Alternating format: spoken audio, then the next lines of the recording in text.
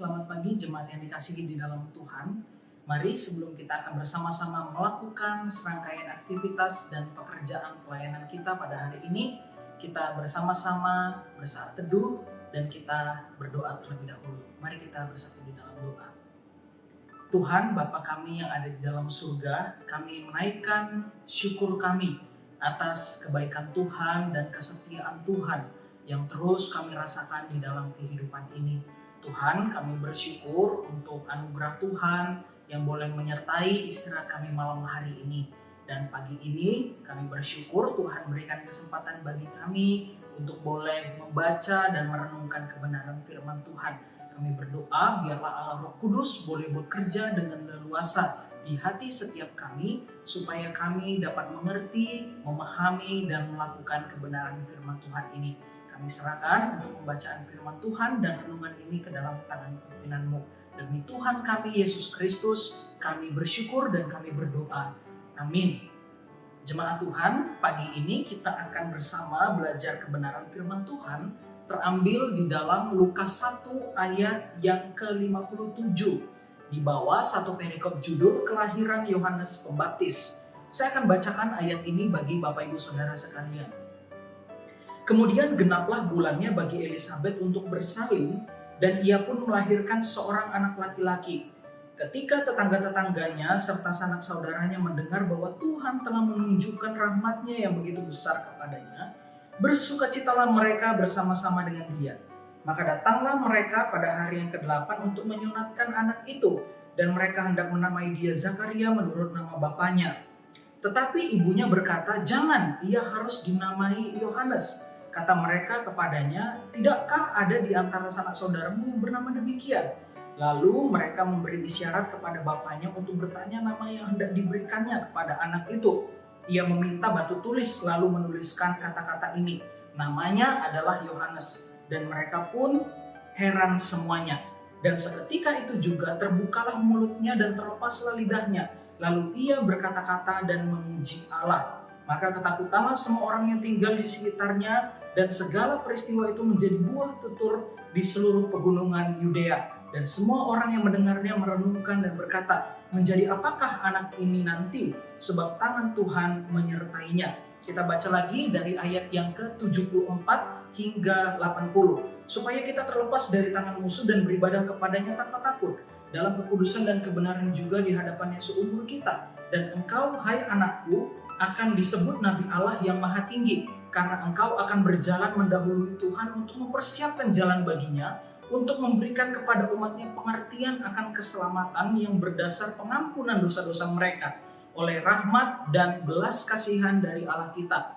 Dengan mana ia akan melawat kita, surya pagi dari tempat yang tinggi, untuk menyinari mereka yang diam dalam kegelapan dan dalam naungan maut, untuk mengarahkan kaki kita kepada jalan damai sejahtera." Sedemikian jauh pembacaan firman Tuhan bagi kita sekalian. Jemaat yang dikasihi dalam Tuhan, kelahiran seorang bayi tentu menjadi momen yang sangat berharga dan memberikan sukacita. Ketika bayi lahir, orang tuanya pasti akan sibuk mempersiapkan banyak hal, mulai dari menyediakan kebutuhan-kebutuhan si bayi dan mamanya, mengurus administrasi dan lain sebagainya. Keluarga besar dan kerabat pun pasti ikutan sibuk juga. Dalam kegaduhan tersebut, tidak jarang kita menemukan ada orang-orang yang kemudian memberikan usulan nama bagi sang bayi. Saya pribadi, saudara, pernah bertanya kepada papa dan mama mengenai pilihan nama yang hendak diberikan kepada saya dan juga koko saya. Mama kemudian mengatakan demikian, "Dulu papamu kepengen ngasih nama Bejo ke abang. Dan Denny, itu sebutan saya kecil, diberi nama Bagong. Tapi untunglah hal tersebut tidak jadi, saudara. Akhirnya kami diberikan nama Daniel dan abang saya Stephen. Namun kami sempat bingung kenapa kami tidak memiliki nama warisan dari papa. Papa saya memiliki nama belakang Triatmoko, tapi saya dan abang tidak memilikinya. Papa kemudian menjawab, 'Tidak apa-apa, yang penting huruf paling belakang nama kalian adalah O.' Jemaat yang dikasihi dalam Tuhan, pemberian nama menjadi sesuatu yang penting bagi sebagian besar kebudayaan di Indonesia, bukan? Ambil contoh etnis Tionghoa dan Batak yang tetap mempertahankan marga atau sei atau sinya di dalam nama anaknya. Atau bahkan ada yang menggabungkan nama orang tua, papa mamanya untuk diberikan kepada anaknya. Bahkan istri saya misalkan memiliki nama belakang Iskandar. Di luar negeri bahkan ada yang nama anaknya disamakan dengan nama ayahnya atau dengan nama ibunya. Dan kadang diberikan tanda JR atau dibaca dengan junior atau memakai kata little begitu ya. Namun saudara sekalian, pentingnya pemberian nama tidak hanya terjadi pada masyarakat modern saat ini. Di zaman Alkitab, pemberian nama juga menjadi sesuatu yang begitu penting. Maka dari itu tidak jarang kita menemukan ada anak yang memiliki nama yang sama dengan orang tuanya atau sama dengan kakek neneknya, pendahulunya. Misalkan saja nama Herodes Agung yang memberikan nama anaknya Herodes Antipas. Lalu kemudian Herodes Agripa I memberikan nama anaknya Herodes Agripa II. Mirip sekali saudara. Dalam nama terkandung harapan dan impian akan menjadi apa anak ini kelak. Jemaat Tuhan, dalam cerita kelahiran Yohanes Pembaptis sempat terjadi tanda kutip ketegangan juga. Khususnya dalam pemberian nama anak dari pasangan Zakaria dan Elisabet. Seorang penafsir mengatakan bahwa momen kelahiran ini menjadi peristiwa yang sukacita, namun juga menjadi momen yang begitu emosional. Para kerabat menghendaki agar anak tersebut diberikan nama seperti nama ayahnya. Dan hal itu memang lazim dilakukan seperti contoh yang kita perhatikan. Namun kemudian di ayat 60 kita melihat Elisabet langsung merespon tegas bahwa anak tersebut harus diberi nama Yohanes. Bahkan karena peristiwa tersebut, Zakaria yang bisu dan kemungkinan besar juga tuli, maka dari itu orang-orang berkomunikasi dengan bahasa isyarat saudara. Kalau kita perhatikan di ayat 62, dia melihat dan kemudian berespon juga. Zakaria kemudian menuliskan di batu tulis nama Yohanes. Sebagai orang tua, Zakaria dan Elisabet pasti menginginkan anaknya untuk melanjutkan warisan keluarga mereka, bukan?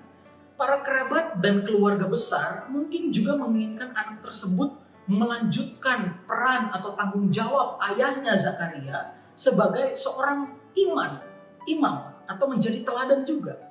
Namun ternyata tidak demikian. Sebagai orang tua, kita melihat bahwa Elisabet dan Zakaria melihat jauh ke depan melampaui keinginan mereka atau ego mereka. Mereka menyadari bahwa Allah telah memilih dan mempersiapkan anak tersebut untuk suatu tujuan yang lebih tinggi dari apa yang mereka pikirkan. Yohanes Pembaptis menjadi seorang yang mempersiapkan jalan bagi Sang Juru Selamat, yakni Yesus Kristus. Hal pertama yang dapat kita pelajari dari kedua orang tua ini, Zakaria dan Elisabet, adalah bahwa mereka percaya pada Allah dan tidak mementingkan ego mereka. Mereka percaya sejak pemberitaan oleh malaikat Gabriel kepada mereka, mereka percaya bahwa Tuhan pasti memiliki rencana yang besar, lebih atau melampaui dari apa yang mereka pikirkan. Dalam hal ini kita teringat juga kisah Kristus yang datang ke dalam dunia. Ia mengosongkan dirinya dan sama menjadi manusia. Yesus meninggalkan kemuliaan kekal itu demi merengkuh kita yang berdosa ini. Merengkuh engkau dan saya dari lumpur dosa. Mari kita lihat kehidupan kita masing-masing. Mungkin ada hal-hal yang kita pikir lebih baik bila hal tersebut berjalan sesuai dengan rencana atau ego kita. Tapi ternyata tidak demikian adanya. Firman Tuhan mengingatkan kita bahwa pasti ada rencana indah yang Tuhan sediakan. Percaya dan taat kepadanya. Bagaimana caranya agar kita dapat percaya dan taat? Kita mesti hidup dekat dengan firman Tuhan dan hidup di dalam doa. Hal kedua yang bisa kita pelajari di dalam bagian ini kita temukan di ayat 67-80. Perikop ini dibagi menjadi dua bagian saudara. Ayat 67-75 berbicara tentang Kristus dan 76-79 berbicara tentang Yohanes Pembaptis. Dan kita akan fokus di bagian yang kedua, yakni Yohanes Pembaptis. Seperti yang kita tahu bahwa Allah mengutus Yohanes untuk mempersiapkan jalan baginya. Kita lihat di ayat 76. Menegur dan memperingatkan tentang dosa ayat 77. Menyatakan anugerah Tuhan yang akan datang ayat 78 hingga 79. Ayat-ayat ini menunjukkan tugas yang akan dilakukan oleh Yohanes semasa hidupnya. Dan kita lihat ia membaptis banyak orang di Sungai Yordan, Matius 3:13. Bahkan ia juga menegur dosa Herodias, Markus 6:17, dan menyerukan pertobatan bagi semua orang. Kita lihat di 2 pasal setelahnya, Lukas 3. Hal kedua yang kita bisa pelajari dari karakter Yohanes, saudara.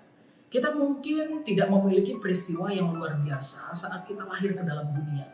Tapi Tuhan memanggil kita untuk menjadi saksi Tuhan dimanapun kita berada. Yesus berkata dalam Matius 28 ayat 19 bahwa kita menjadi saksi Kristus dimanapun kita berada. Memberitakan Kristus melalui perkataan dan melalui kehidupan kita.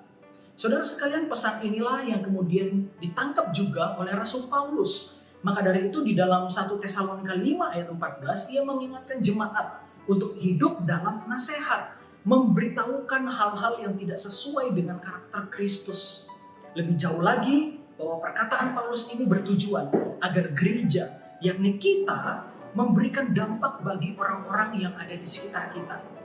Di masa pandemi ini, menurut sebuah penelitian dan tulisan dari Denny J.A. di dalam sebuah buku mengatakan bahwa telah terjadi penurunan pemahaman agama di tengah perkembangan teknologi yang ada.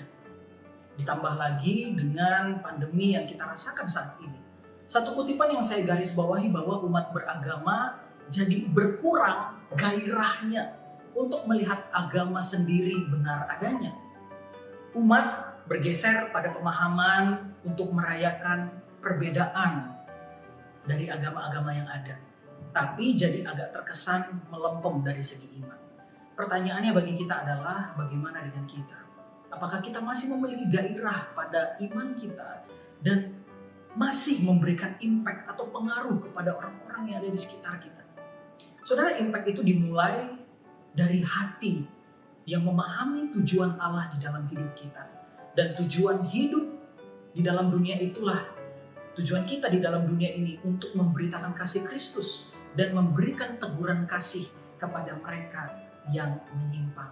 Adakah kita masih bergairah untuk melakukannya? Saudara sekalian, biarlah kehidupan kita juga boleh memberikan dampak, mengarahkan orang lain kepada jalan kebenaran itu, dimanapun kita berada. Baik di rumah kita, kepada keluarga kita, kepada tetangga kita, di dalam kehidupan pekerjaan kita, atau ketika kita berjumpa dengan orang-orang di luar sana.